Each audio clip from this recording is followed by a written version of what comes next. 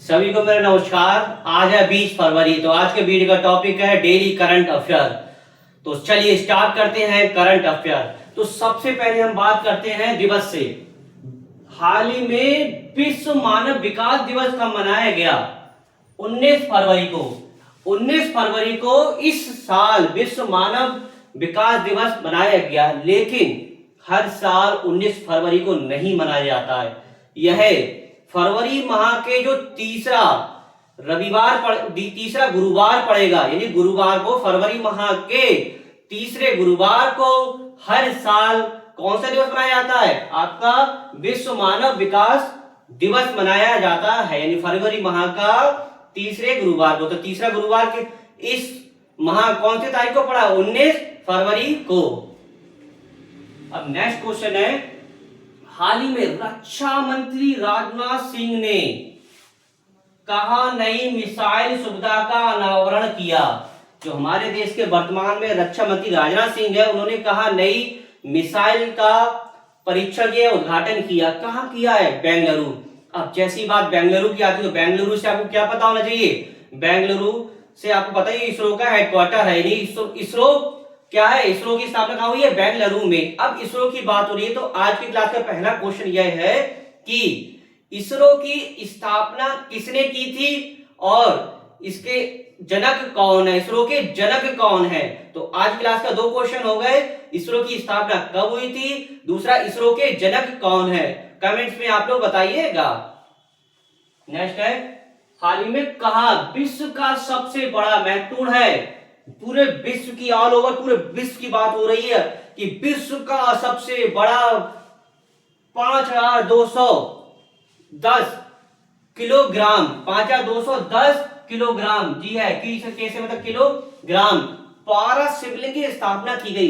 यानी विश्व का सबसे बड़ा 5210 किलोग्राम पारस शिवलिंग की स्थापना कहां की गई? तो कहां की गई है? ये की गई है हरिद्वार में। क्वेश्चन सीधे सीधे पूछेगा, क्या पूछेगा? यानी विश्व की आदि पूरी दुनिया का सबसे बड़ा पारस शिवलिंग कहां स्थापित किया? तो अपने देश भारत में। भारत में कहां? हरिद्वार में। ये 5210 किलोग्राम का ये शिवलिंग है। नेक्स्ट है, हाल ही में कहा छठी नेशनल रिवर राफ्टिंग चैंपियनशिप शुरू की। यानी छठी नेशनल रिवर राफ्टिंग चैंपियनशिप कहां शुरू की है? जम्मू कश्मीर। कहां की गई है? जम्मू कश्मीर में। अब जम्मू कश्मीर के से बात करते हैं तो जम्मू कश्मीर के उपराज्यपाल कौन थे? क्योंकि यूटी प्रदेश में क्या होते हैं? उपराज्यपाल होते हैं, प्रशासक होते हैं। तो उपराज्यपाल कौन है? मनोज सिन्हा। कौन है? मनोज सिन्हा, जो 2020 से लगातार अभी तक है। अब चलिए जम्मू कश्मीर के बारे में समझते हैं। जम्मू कश्मीर के कुछ चीजें ने जीआई टैग मिला है। एक तो बुसक बुंदरी चावल है, इसको जीआई टैग मिला है। पश्मीना क्राफ्ट, इसको जीआई टैग मिला है। राजौरी चिकरी वुड क्राफ्ट, इसको जीआई टैग मिला है। अब जम्मू कश्मीर का कुछ नेशनल पार्क भी पढ़ लेते हैं। नेशनल पार्क क्या है? Doctor Salim Ali national park है। अच्छा, डॉक्टर सलीम अली पक्षी विहार कहां है? आज की क्लास का तीसरा क्वेश्चन यह है कि doctor Salim Ali national park तो क्या है? जम्मू कश्मीर। तो डॉक्टर सलीम अली पक्षी विहार कहां है? तो आप लोग कमेंट्स में बताइएगा। डॉक्टर सलीम अली पक्षी विहार। नेक्स्ट, हाल ही में किस देश के राष्ट्रपति जोस जेरी को राष्ट्रपति पद से हटाया गया? यानी कि किस देश के राष्ट्रपति जोस जेरी को उनके पद से हटा दिया गया? सोचिए किस देश के राष्ट्रपति हैं? यह पेरू। कहां के हैं? पेरू। अब पेरू की जैसी बात करते हैं, कैपिटल क्या है? पेरू की कैपिटल पढ़ते हैं। पेरू की कैपिटल है इसकी लिमा। करेंसी क्या है? पेरुविन सोल। तो राष्ट्रपति को पद से हटाने की बात हो रही है। तो आज की क्लास का चौथा क्वेश्चन यह हो गया। चौथा क्वेश्चन क्या है कि भारतीय संविधान के किस अनुच्छेद में राष्ट्रपति के पद के बारे में बताया गया है? भारतीय संविधान के किस अनुच्छेद में राष्ट्रपति के पद के बारे में बताया गया है? एंड पांचवा क्वेश्चन यह है कि भारतीय संविधान में राष्ट्रपति के महाभियोग की प्रक्रिया किस अनुच्छेद में लाई जाती है? किस अनुच्छेद में वर्णित है? राष्ट्रपति के महाभियोग की प्रक्रिया किस अनुच्छेद में वर्णित है? कमेंट्स में आप लोग बताइएगा। नेक्स्ट है, हाल ही में किस देश ने 24 घंटे में एआई जिम्मेदारी शपथ का गिनीज वर्ल्ड रिकॉर्ड बनाया? यानी किसने, यानी किस देश ने 24 घंटे के अंदर जिम्मेदारी शपथ का वर्ल्ड रिकॉर्ड बनाया, तो अपने देश भारत ने बनाया ये रिकॉर्ड। अब जैसी बात भारत की आती है, भारत की कैपिटल क्या है? भारत की कैपिटल क्या है? नई दिल्ली। भारत की साक्षरता बढ़ती कितनी होगी? 80.9% हो गई है। और भारत में क्षेत्रफल की दृष्टि से, भारत में अगर क्षेत्रफल की दृष्टि से बात करता है तो पूरे विश्व में 7वें नंबर पे आता है। और जनसंख्या की दृष्टि से बात करें तो पहले नंबर पे आता है। ये वर्तमान का डाटा है जनसंख्या की दृष्टि से। क्वेश्चन घुमा के पूछ सकता है कि 2011 के डाटा के अनुसार पूछ तो अलग होगा, लेकिन प्रेजेंट टाइम में चीन को पीछे छोड़ते हुए भारत की जनसंख्या कैसी पहले स्थान पर बढ़ गई है। तो भारत के बारे में पढ़ते हैं। भारत का उत्तर हो कैपिटल नई दिल्ली, क्षेत्रफल की दृष्टि से 7वां स्थान, जनसंख्या की दृष्टि से पहला, रामसर स्थल 98 हो गए हैं, 2 नए जोड़ गए, पटना पक्षी अभ्यारण्य यूपी का है और छरीदार ये गुजरात का है। नेक्स्ट है ज्वार भाटे से आई बाढ़ को राज्य विशिष्ट आपदा घोषित करने वाला पहला राज्य कौन बना है? कि ज्वार भाटे से आई बाढ़ को राज्य विशिष्ट आपदा घोषित करने वाला राज्य कौन सा बना है? तो कौन सा बना है ज्वार भाटे को राज्य विशिष्ट आपदा घोषित करने वाली? बना है केरल।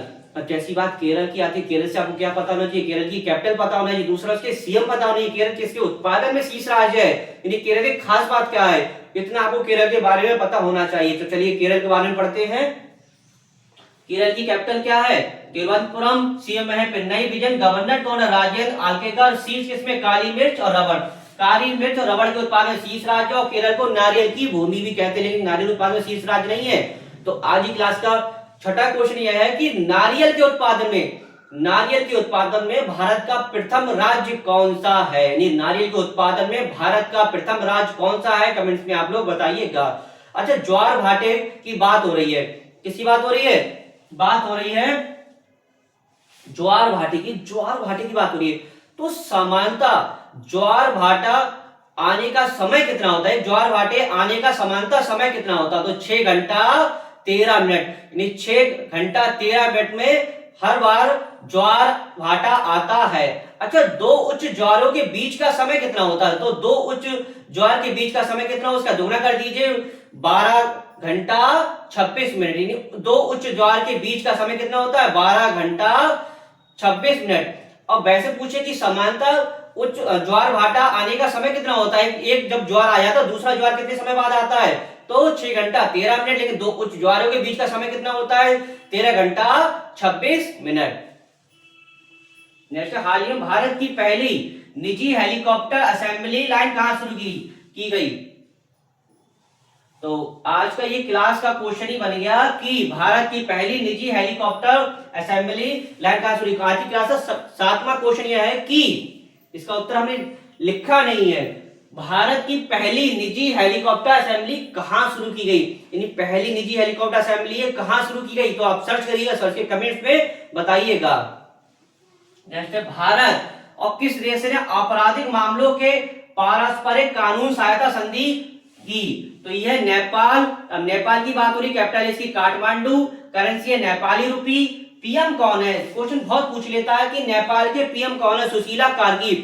नेपाल क्वेश्चन पूछेगा नेपाल के पीएम कौन है? नेपाल के पीएम कौन है? सुशीला कार्की नेपाल की पीएम है। दूसरा, नेपाल के बारे में गौर करते हैं कि यामरी त्योहार भी कहां नेपाल में बनाया जाता है? और नेपाल का राष्ट्रीय पक्षी क्या है? हिमालयन मोनाल। तो आज की क्लास का एक क्वेश्चन और भी है। क्या क्वेश्चन है आपका आज की क्लास का? कि भारत व नेपाल के बीच कौन सा अभ्यास होता है? यानी भारत और नेपाल के बीच कौन सा अभ्यास होता है? आप लोग कमेंट्स में बताइएगा। नेक्स्ट है, किस राज्य में 1 गीगावाट और ऊर्जा क्षमता की मील का पत्थर हासिल किया? ऊर्जा क्षमता और 1 गीगावाट। तो उत्तराखंड की कैपिटल क्या है? देहरादून। सीएम कौन है? पुष्कर सिंह धामी। गवर्नर कौन है? गुरमीत सिंह। और राष्ट्रीय पक्षी क्या है?